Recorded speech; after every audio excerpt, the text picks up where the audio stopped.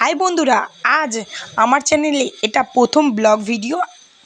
তো কিভাবে করব বুঝতে পারছি না, তো অল্প স্বল্প ট্রাই করেছি। তো আমি আজকে যেতে চলেছি আমার বৌদির বাপের বাড়ি ঘুরতে। তো আজকে 2রা জানুয়ারি, তো সবাই মিলে যেতে চলেছি বৌদির বাপের বাড়ি ঘুরতে। সকাল সকাল উঠে পড়েছি, রেডি ফেডি হয়ে নিচ্ছি স্নান টান করে।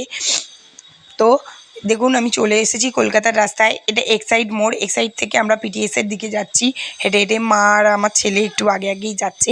আমি একটু দেখিয়ে দিলাম আমাকে কেমন লাগছে, একটু বলুন কমেন্ট করে, ভালো লাগছে না খারাপ লাগছে। তো অবশেষে আমরা চলে এলাম বৌদির বাপের বাড়ি।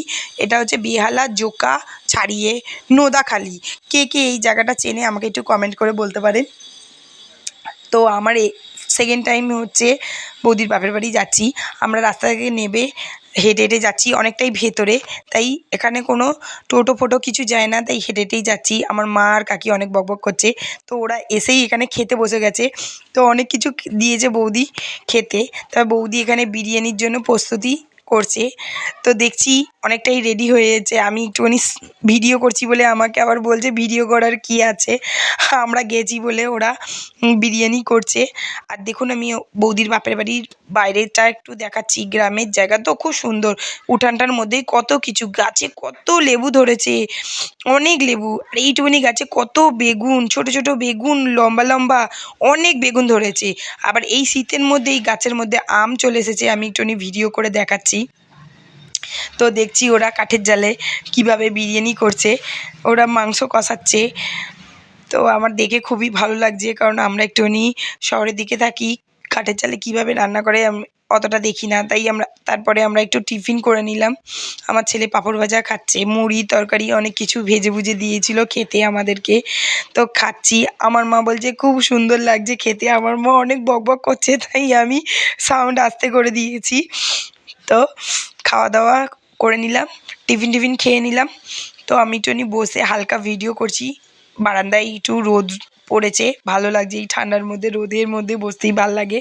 তো বৌদি এখানে বিরিয়ানি রেডি অলমোস্ট। তো ভাপে বসিয়েছিল, আমাকে খুলে একটু দেখালো। সত্যি বলছি বিরিয়ানিটা খুব সুন্দর হয়েছিল। আমরা অলরেডি খেতে বসে পড়েছি দুপুরবেলা। বিরিয়ানিটা হেভি সুন্দর করেছিল।